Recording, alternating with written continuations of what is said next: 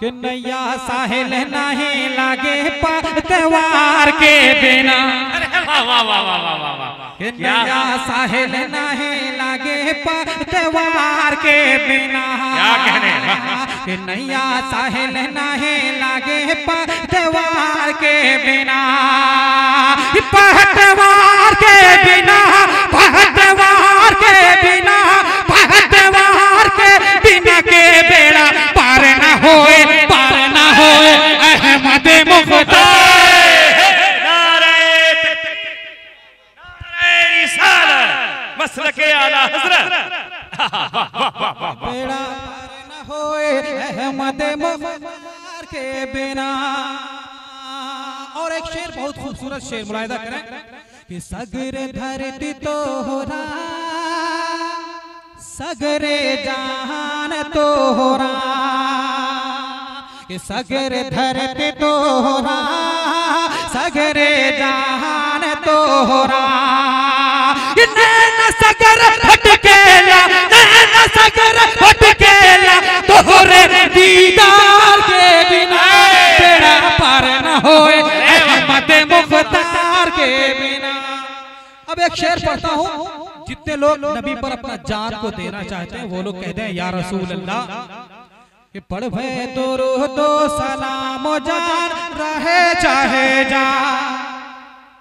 कि पढ़ भे दुरूदो सलाम जान रहे चाहे जान। पढ़ भे दुरूदो सलाम जान रहे चाहे जान। पढ़ भे दुरूदो सलाम जान रहे चाहे जान, जान रहे चाहे जान। बन भे नबी के गुलाम जान रहे।